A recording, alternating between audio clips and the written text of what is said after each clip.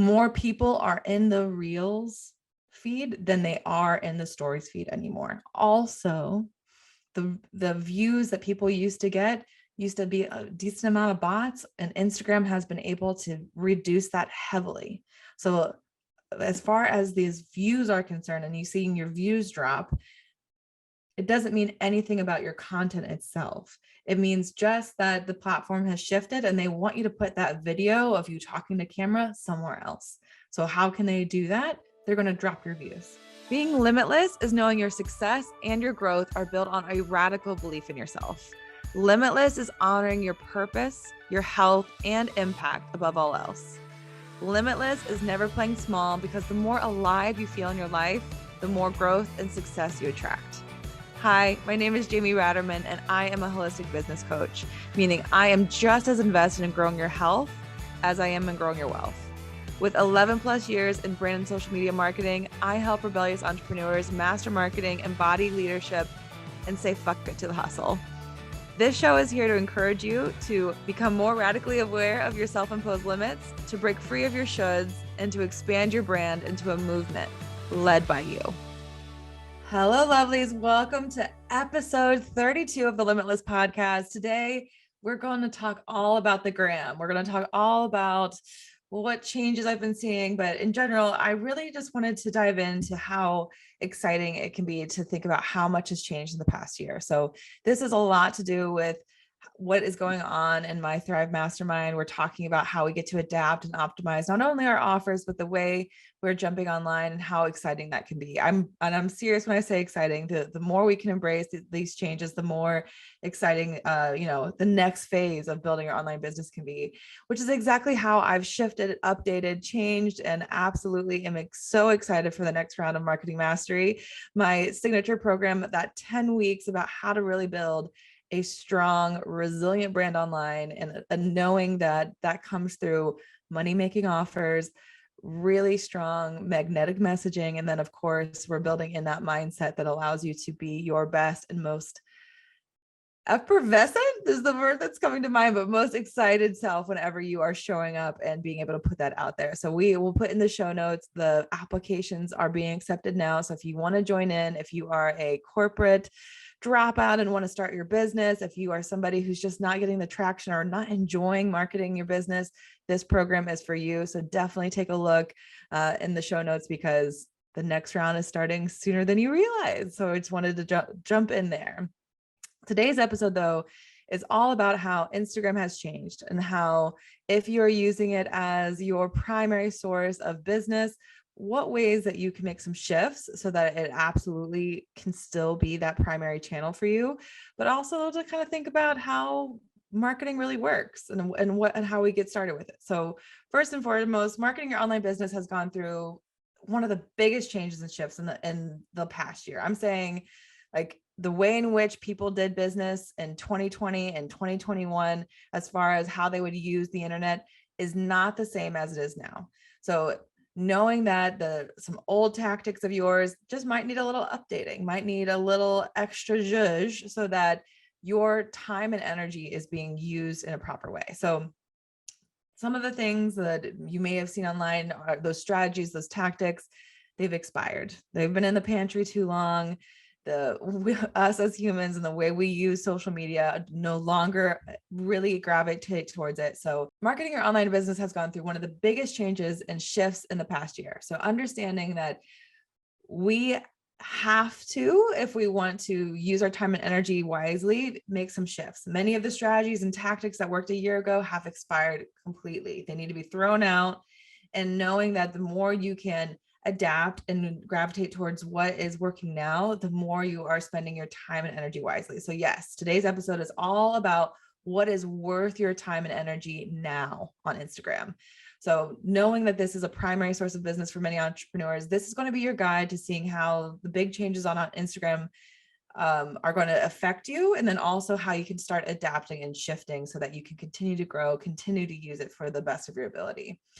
So before I really get into this episode, I really want to talk about how marketing is absolutely just a study of human behavior and sociology.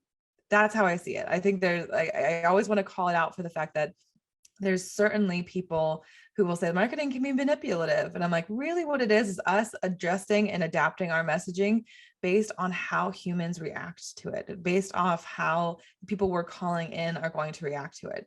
And this change that I just mentioned about how marketing has made such a huge shift in the last year has everything to do with how we've been consuming, how we've been entertained, how we in general have been using these social media apps.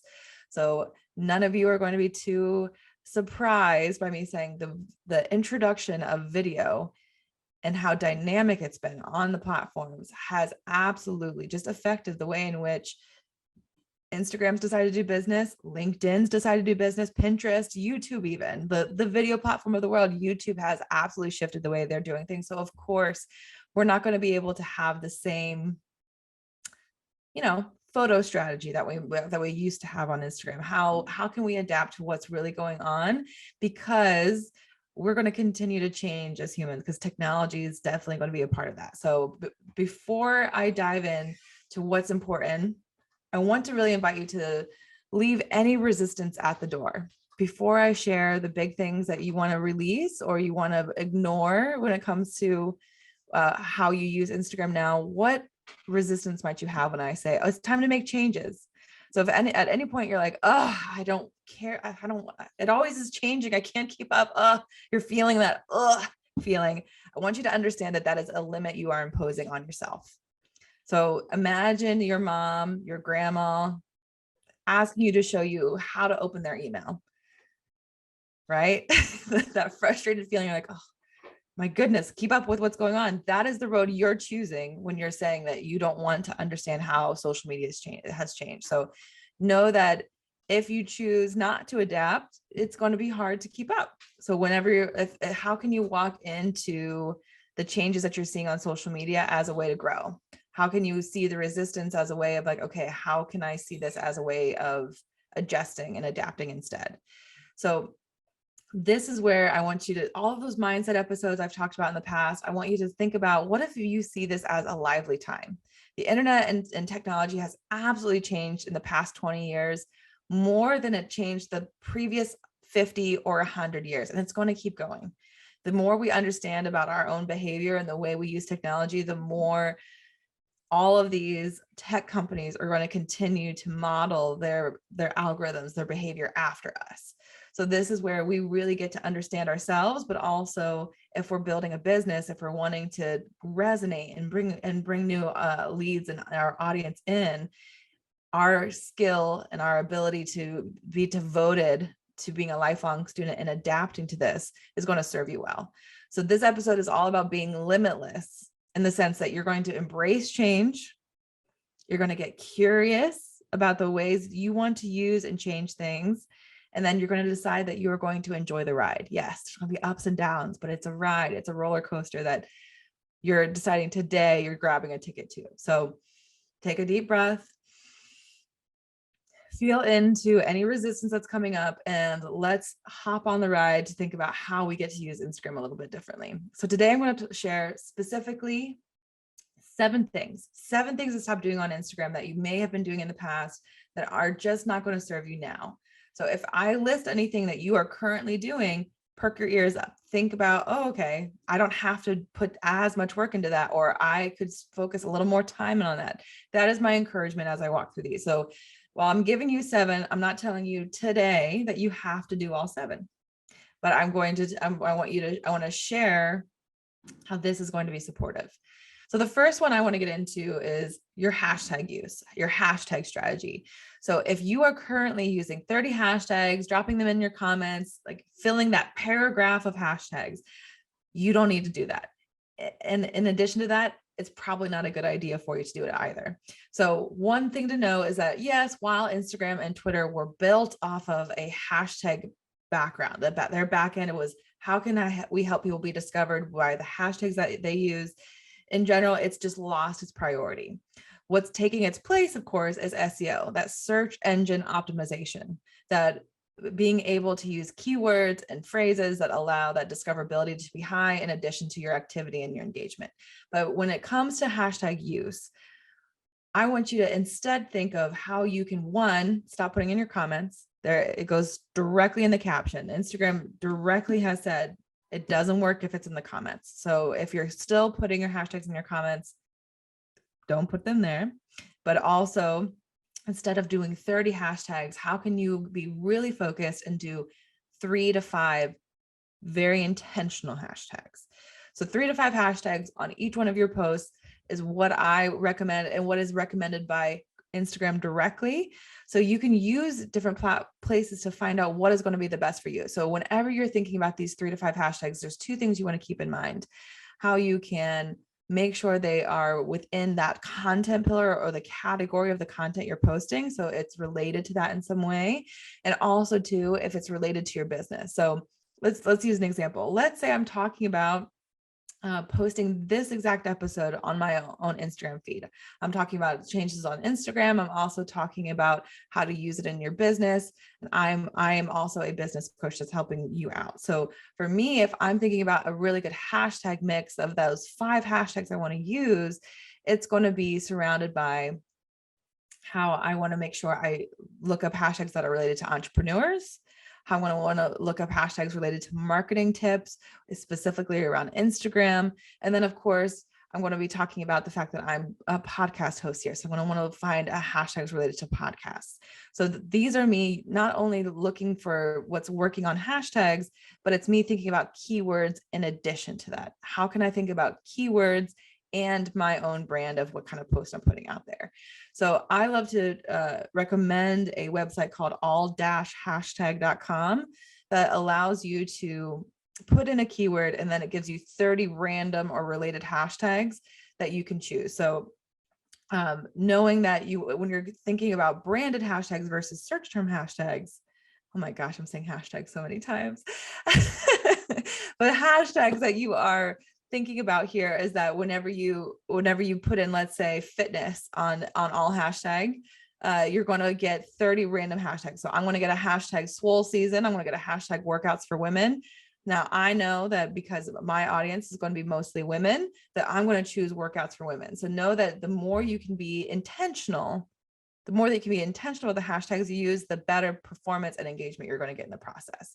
So first thing to stop doing, 30 hashtags in the comments. Instead, we're going to be intentional about 3 to 5 hashtags in your caption that relate to your brand, thinking about search terms and branding specific. The second one is one that I think is going to be a little bit difficult for some of us to hear, and I want to just call a spade a spade. If right now you are posting 1 to 2 times on Instagram and hoping for new leads to come into your business and hoping for growth, unfortunately, that time has passed. Now, I can absolutely tell you that my first round of marketing mastery, I told all of my clients that there is no reason that they had to post more than twice a week, as long as they thought of quality, as long as they understood their clients, that it could go far, and it could. And I stand by that at the time. But as the algorithm has changed, even as Reels reach has changed on the platform, your ability to show up and show up more often is going to serve you well. So posting 1 to 2 times a week, if you can do more, I want to encourage you to think about that. So this is also why I love to teach a really good sustainability routine. So being creative, promoting your business is absolutely a habit. It's always been a habit. So if you are not in the practice of doing it now or spending the time to do it now, it is going to be us helping you be able to spend time, spend energy, think about how it fits in your schedule to promote this business that you're pouring your purpose, your passion into, that you're pouring what happens within your client containers into. So if you're posting once or twice a week, and that's all you can do right now, continue, but have it on the back burner that you want to post more. So I'm in the middle of a Reels challenge. I'm challenging myself to post 1 Reel every day for 30 days, mostly because that was my way of shaking up my previous strategy. I was like, all right, let me shake it up, do something a little different. And by doing that, I'm learning all about how much time I haven't been able to really dedicate to being creative and how I can adjust and make the shift so that I reprioritize when it comes to Instagram. So what I've already learned is that, this is going to be no news to any of you, is that especially when you're filming video, batching is your friend. Batching is going to be the way in which, if I want to do one voiceover reel, if I want to do one trending audio, I want to at least do two. I want to at least put together 1 to 2 posts that are filmed, and then I can do the copy later, or I might do 2 or 3 pieces of copy, and I want to do that later. Now, I know that I like to do two to 4 weeks at a time. That just allows me to feel calm and relaxed, knowing that there's content waiting for me whenever I'm ready to post it. But in this realm, if right now you're posting in the moment, especially when it comes to filming reels, what if you could film twice? What if you could do 2 versions of what you're saying, just so that you know that you have one in the canon, you have one in the album, you have one waiting for you, instead of having to get yourself revved up to do the next post. So when it comes to posting, this is where you decide 3 important things. 1, what's your goal? How can we set, if right now we're like, all right, James, I hear you, it's time to post more. I'm going to try to post 4 times a week. What has to happen in your schedule? What has to happen on your calendar to save space, to allow you to hit that goal? So for me, that might mean at least 2 to 3 creative blocks every week of 2 to 5 hours, 2 to 5 hours of 2 to 3 hours each, so that I can get really focused. I can spend the time. I'm not worried about where I need to go. If I create those creative blocks, that will be really helpful to me. This is, of course, a big reason why I've created the Content Planning Sprint membership, for the fact that I know that just having that sacred space can be really supportive. So 1, spending that time. 2, being able to think about what you want your mix to be. How many posts are you going to be doing that is going to be a trending audio? How many are they going to be like downloads from your day? How many are going to be related to the offer that you're pitching? So being able to think about visually how, like what kind of posts you want to be putting out. If you're going to do 4 times a week, what are those 4 posts going to be consisting of? And then within that, how can you show yourself kindness when you feel the struggle of making this shift? So let me, again, just share with what the real challenge has shown me, is that the first week I was super excited. I wanted to do all of the different visuals that I've been considering. And I hit a wall on day 5 where I was like, oh my goodness, like I can't keep like pushing myself in this way. So knowing that at that moment, I could have done one of 2 things. I could have been like, oh, I can't do this. I gotta, like, clearly this is too much for me. I gotta move on. Or I could have been like, okay, what am I doing that is not sustainable for me? So knowing that with this second tip of posting, if you're only posting once or twice, how can we post more? That there's going to be a week or 2 whenever you're setting this new goal that there might be a little bit of a struggle. And instead of like throwing it out and deciding you're not doing it, or you're not going to continue, be able to say what's not working and how can I show myself kindness as I make this shift. Changing your habits is not an easy task. Even though it sounds really simple, like you just do something brand new, you're trying a new practice. Being able to be kind to yourself when you're in those tough moments is what makes change happen. So expect that you might fail along the way, and have in mind, like, what's going to happen? What am I going to do for myself when I fail, when I'm feeling burnt out, when I'm feeling like this isn't going to work? Because knowing that I have this joy kit, this toolkit to allow myself to get back on track of this thing that I really want, is going to make it a lot easier. So the second piece here, post more. Just post more than you are right now. Think about what that number is going to be, what kind of visuals that's going to incorporate, how you can batch more in that process. And then of course, show yourself kindness along the way as you start to make those changes. The next thing to stop doing on Instagram is posting single images or graphics. So I talked a lot about Reels and how it's going to be helpful, all of the above. I still see the carousel as a really integral part of a strategy. So with Reels, you're going to see that the goal will be that you're going to reach new audiences. Whenever you're looking at your data, your analytics, you're going to see that Reels are going to be bringing in new leads, new people into your audience more than any other type of post. But within that, thinking about the posts that might be only seen by people who already follow you, carousels are going to be a wonderful way to do that. Carousels can help with conversion. It can also help with discoverability. So I'm more or less saying, if you are going to post any kind of image or graphic, make sure it has at least 2 slides. Make sure it has 2 to 10 slides that you can use. So why this is important is single images are definitely something that worked in 2019, 2018, like single images, posting those up were enough. Now it just feels like there's not any movement happening in the feed.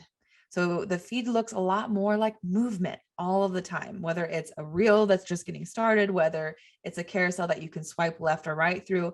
That's what you want to be able to gravitate towards. That's what you want to be able to use.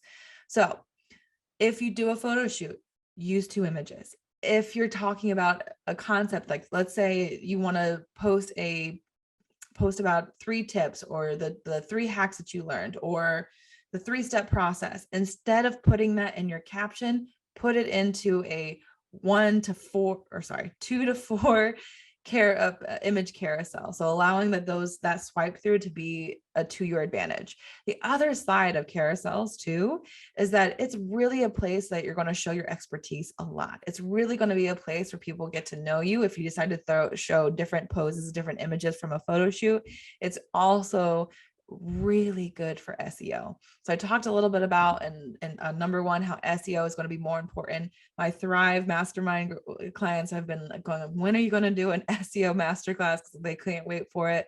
This is also where carousels come in. So each and every one of your images or each and every one of your graphics, you can put a name to in the advanced settings on the back. That's where you want to start to implement keywords. But also when someone's talking about SEO, it's not just what's in the caption, it's also what's on the image. So if you are somebody who already creates graphics, who already likes to do 3-step guides, making a graphic template that you can swipe through on a carousel means that you're going to just amplify the amount of SEO that you're going to go ahead and put on the platform. So this is going to improve your discoverability. This is also going to tell Instagram, tell that algorithm, like, hey, if they really want to learn how to meal prep, they have a 4-slide carousel that's going to teach them. If they really want to learn about how to be a more spiritual leader, they have a 5-step carousel that they can go for. So knowing that the more you can put into those carousels, the more likely that you're going to get that SEO improvement coming back to you. So more or less I'm saying here, if you're thinking about your visuals, reels and carousels, if you can stick within that realm, you're going to do really well. You're going to continue to not only get reach with reels, but also get some really good conversion whenever you're using using carousels to the best of your ability. The next piece, and this one hurts my heart a little bit, and I'm embracing it. The next piece is about how you no longer need to do long captions on every single post. There's no reason that you should do long captions on every single post. So in general, for storytellers in this room, for people who love written word, you absolutely still have presence on there. Like I said, carousels are going to be in your favor. You can definitely tell that story in different ways through a carousel, but the long captions simply aren't going to be read on every single post. 2 reasons why this is important. One, our feeds have gotten longer. So any post you're putting up is no longer that square form. So knowing that the images and the reels are taking up the entire space on your phone, you want to use that caption in a really strategic way. So if I were to do, let's say, a trending audio, so I'm going to do a trending audio reel that everyone's using, I'm going to tell them to go to the caption because I want to go in depth into something that I couldn't do in just that trending audio reel. So the long captions are where you want to use it sparingly, for the fact that when you do, it's going to be really potent. So if I am posting, let's say for an entire week, I decide I'm going to post 7 reels, I might use 2 of those reels that week to tell them to go into the caption because I've decided to write a longer caption. Now, I don't want it to be misconstrued that when I say no longer put long captions on every post means that like that no one reads them. People do. People absolutely do. The side of it is that whenever you're thinking about the way you create content, is that the more you can put out more video or put out more graphics on a regular basis, they're going to look at the visuals a lot more, just by how the platform has changed, just by how Instagram has decided the visuals take priority over the written word. But when it comes to writing really good messaging, understanding exactly what to do when it comes to like really resonating with your audience, long captions work fantastic. Really, what I'm talking about long captions is that you're going to want to have a bit of a mix. So if I am doing, let's say, 7 reels in a week, I will decide of those 7 reels, 2 of them might get a longer caption. And when I say longer caption, I mean 200 to 300 words, telling a story, going even more in depth of what the topic is. Like in particular, I know that if I do a trending audio where I didn't really get to explain much in that audio, that's probably going to be the one where my call to action in my video is going to be read my caption. So allowing me to go a little bit longer. Now, if you are somebody who already loves to write and you're like, I want to keep my long captions, you can, but know that maybe instead of always doing that in the caption, you can turn on your camera and tell the story. You can write out a script of what you want to say, and you can do a straight talk to camera for 90 seconds talking about that story, trying that as your way of being able to develop your words into video, or deciding that you're going to display the ups and downs of your story across 2 to 7 to 10 carousels for people who really want to keep getting into what you're saying. The visuals are just more important than ever before. So this is me telling you that if you love to write, it's not gone. But to save you energy, I want you to really to think about how your affinity for words can be put into video. Your affinity for words can be put into that carousel, those graphics instead, and allow a kind of time to time, like read the caption for the full story to be that CTA whenever it comes to these other places. So for my words people, I know that might be a sad share. For other people, like, oh, thank goodness. Like I don't need to spend unnecessary energy writing long captions for each and every one of my posts. So this is my encouragement to play with awareness and to know that the more you can resonate with your audience, the more you're creating community, the more likely they're going to not only see your visual, but they're also going to want to read your captions. So moving into both realms. The next piece of the things to stop doing on Instagram is the overuse of Instagram stories. How many people are just disheartened by how little views they're getting? So my audience, I believe right now is at around 1600. In the past, I would regularly get 400 views on a story. That was just in general, like I could get 400 views on a story day in and day out. I loved stories. I actually one time launched a program that filled up without problems, and I posted once in the feed every day, but posted all the time in my stories because the audience that wanted to spend time with me was always in my Instagram stories. So that was something that worked so well for me. Now, when it comes down to it, your stories are still important, but the idea of you deciding to do a 10, 20 slide story each and every single day is not a good use of your time. So usually the people that love to use Instagram stories would do a lot of talk to camera, would do a lot of, sharing a step-by-step guide or sharing the behind the scenes of their business. That still, of course, has some presence in your stories, but I'm telling you to do that with reels. If you were about to share what was really on your heart and you want people to know, like it's a download from a client call or it's a download from something you're feeling really passionate about in that moment, turn on your camera and record it as a reel. So not really what it comes down to is a lot of this informal, a lot of this really connection-based, welcoming energy that would come from sharing the way you used to on stories is what's going to allow someone to connect directly with you on reels. And even too, I want to really kind of come back into that behind the scenes piece of what you used to use your Instagram stories for now gets to be B-roll in the background of your reels. Now it gets to be B-roll that you get to kind of put together, like here's a day in the life of when I work one-on-one with my Pilates clients, here's a day in the life of me running 5 classes a day. Here's a day in the life of the way in which I start my morning routine. All of that has so much effectiveness on the gram, now gets to be morphed into more of a day in the life type of feel. So it's like I love the change. I won't lie. I love this shift for the fact that I now get to like view someone's day. It's like a documentary. Like everyone's always curious about like, what would it feel like to be a coworker in my life? Now, instead of putting it in a couple of slides in your story, how can that become an easy day in the life behind the scenes vibe in your reel?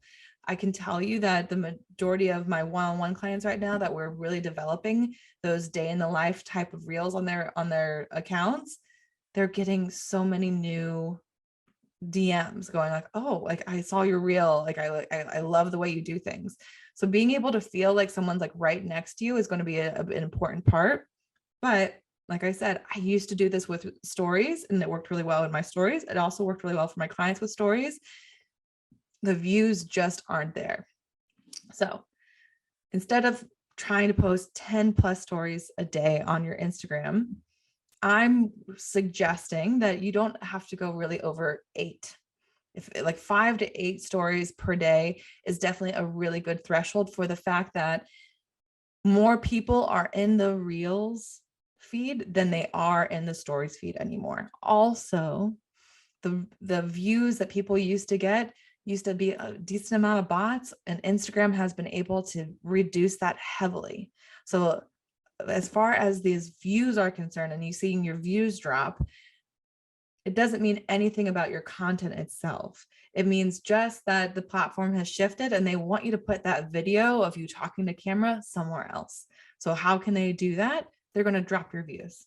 How are they going to do that? They're going to make it just harder they're going to make it harder until you jump on the features that they know are going to work for them.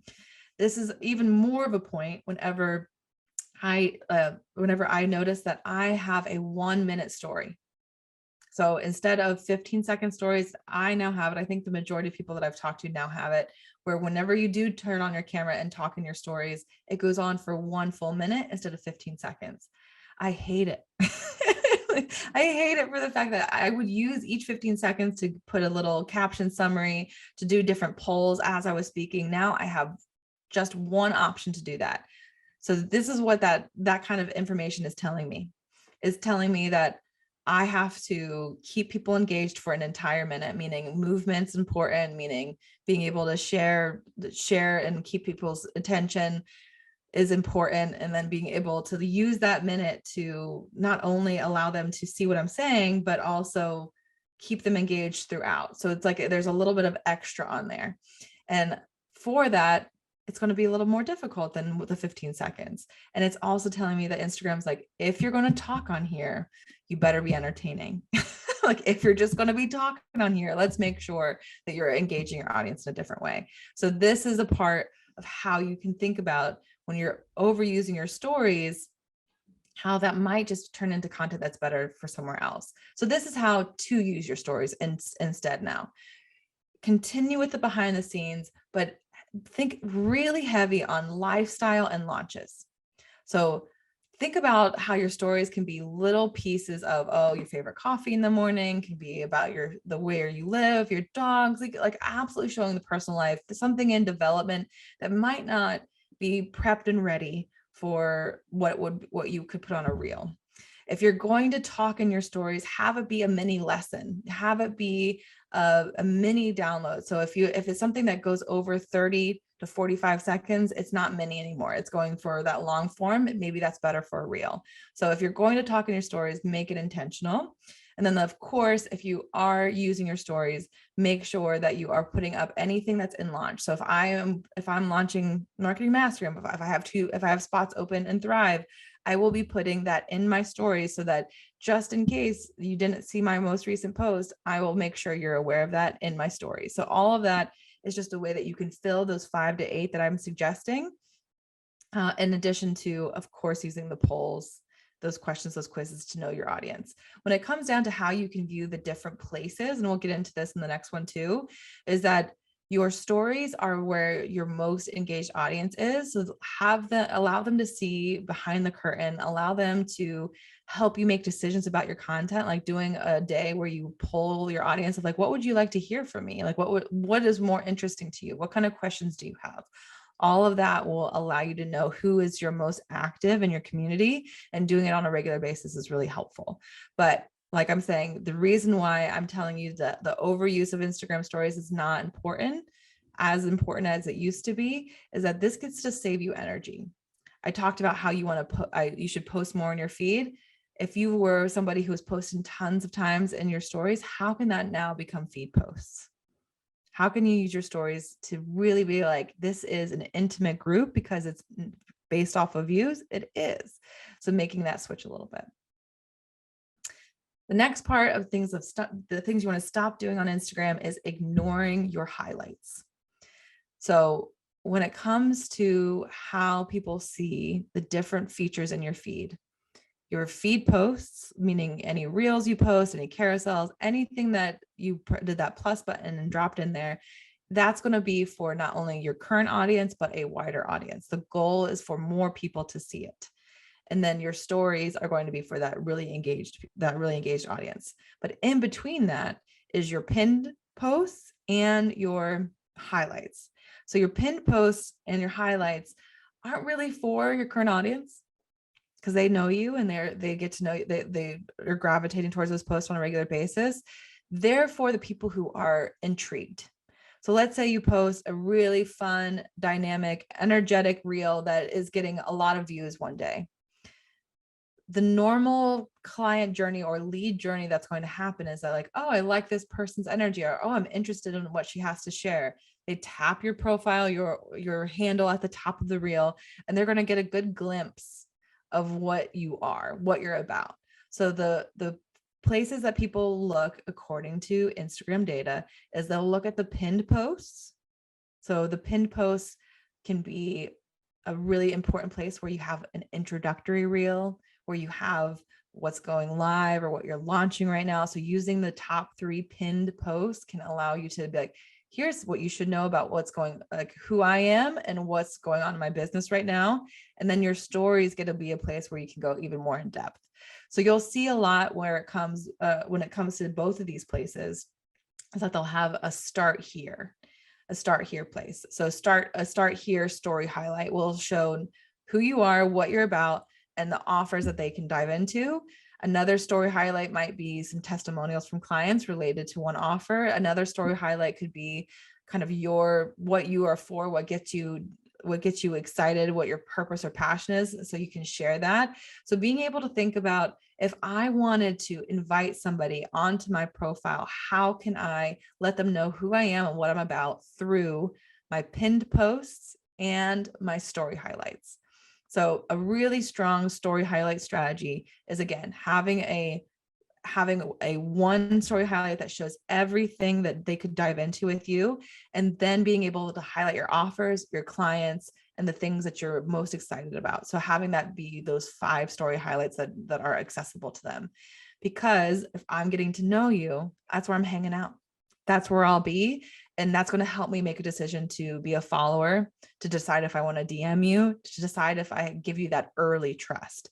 So if right now you're ignoring highlights, start making your first one. Start with the start here button, where you tell them what you're about. That's a really great place to know that the more people come through. So my own example of this is that at the beginning of this Reels challenge that I'm putting myself through, I put up a behind the scenes of the day in the life of our content planning sprints. And after I posted it, I didn't pin it for a little while. Like I kind of let it go for about 3 to 5 days. And I was like, you know what? We're running a promo at the moment of this podcast of giving the first month 50% off. Let me put that in my pinned post. That pinned post continues to get more engagement. I'm getting more double taps after I pinned it higher, but also I'm getting DMs from that reel. So the pin post is really important to use for launches, especially. I regularly meet new people through my story highlights that they reply to the highlight from months ago because like, tell me more about this, just because this is their first introduction to who I am. So both of those places are going to be important, especially for our small businesses, solopreneurs, for you to have that first introduction into who you are. So those are the first 6 important things to know, that these things are changing. All of the things are happening on Instagram. So use this time to really think about how you want to save energy and be able to, one, reduce those hashtags, bring them down to be intentional. You want to put more energy into posting more. You want to think about how carousels are going to play a better role on, instead of single images and reel, and then how you get to have carousels and reels as part of your visual mix. And then long captions don't have to be every single post. So you get to save energy there too. Save energy on your stories. You don't need to put as many up, but be intentional about showing your lifestyle and your launches. And then use the highlights to welcome new clients in. Use the highlights for all of how that works. Now, there's one more that I want to talk about, and I don't think it's going to be too much of a surprise, but I really want to get into this. Instagram is no longer going to be a place where you can build an entire business around it. This is what it is. And when you are only posting to Instagram, you are absolutely just going to have to ride the wave of what's going on with the algorithm. So as I started the Reels challenge, it was for me to really share it, because I had so many of my clients saying like, I'm not getting half as much reach. I'm not even getting 1/10 as much reach as I used to on the same type of Reels that worked really well. And I was like, you know what, let me walk through how we can detach from the numbers and really be able to show up on these platforms for the people who do get to see our stuff. And what's hard about it, and I want to really highlight this, what's really hard about posting right now is that your views are not exactly related to your engagement. Your views are not exactly related to if it was valuable or not. And I think that's what's really important to share here. So if you put together a really strong reel, if you put together you know that your clients are needing this type of support. So of course your followers would love it. And it turns out it just doesn't, like, it's, shit for views. Know that that doesn't mean that the algorithm's telling you that this wasn't a good post. What happened, or what is happening, is that all of us are starting to embrace what they want us to do, right? We're starting to use video. We're starting to show up on video more often. So the ability for people to go viral is going to get lower and lower. They're going to absolutely give you a viral post or viral for you post from time to time, because it hits well. It makes sense. It's what's in the feed. It's even too, like for me, my current view threshold is between 200 and 800 on my regular reels. And then when I'm getting what would be viral for me at this moment is in the 3,000 to 4,000 realm. Like I'll get 2 of those out of the 7 posts that I have every week. So this doesn't mean the 200 to 500 views that I've got on these other reels aren't important. I'm still getting interactions and still conversing with people who know me well or want to get to know me, but it's just the virality isn't there like it used to be. This happened once before. I worked for businesses that depended completely on Facebook pages and being able to bring traffic into site and working it that way. And what happened was we just lost reach altogether. So the idea of it is not abandoning Instagram. It's just seeing it as one step, one cog in the system that you're building for your business. So the best strategy that you could have for Instagram now is to see it as something that goes well with your email, that goes well with your blogging, that goes well with LinkedIn, Pinterest. But if you're really wanting to embrace video and you're ready to do it, TikTok. There's an episode coming of why TikTok is going to be a really good channel, or why it's time to hop on it. But understanding that a lot of people are doing really well by building up a TikTok following, and then that TikTok following hops on over to their Instagram. So using the two in tandem, they become a duo where TikTok gets to be a place that you are informally sharing, you're sharing your downloads because that's going to be even more informal than the way you might do an Instagram reel. They are working together. If you, for everyone who has 200,000 followers on TikTok, let's say, they are building a following over on Instagram the same way. I want to use the example. There's a influencer I love called Broma Bakery. And she talks about this all the time, where it took her years to build up 100K following on Instagram. And then she decided to embrace TikTok for the last 2 years. And she was able to double that following on Instagram to 250K, I believe she's at right now, in under a year.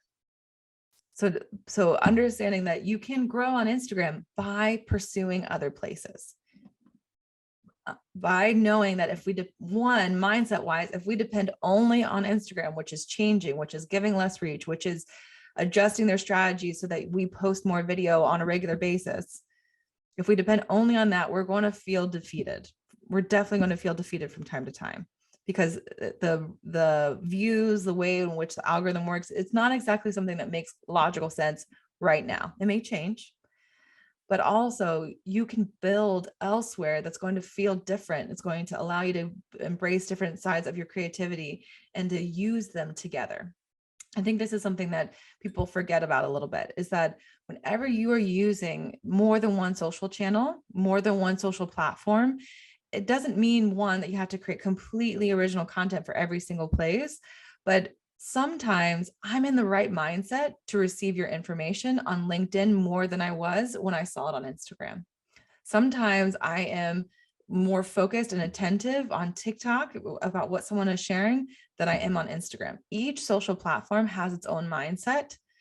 So when you are using more than one channel, you're building your following as a whole across all. We all use, on average, at least 3 social platforms a day. So thinking about how you can use these other places is going to really help. So those are the 7. Those are the 7 things that you want to stop doing on Instagram, and how you can start to embrace the new form, the new strategy of what it is to market an online business using social media in 2022. So this is, again, this call to ask you to adapt. This is the call to ask you to kind of embrace the trial and error that comes with how our behavior is shifting, and how you can make these slight adjustments that can save you time and energy.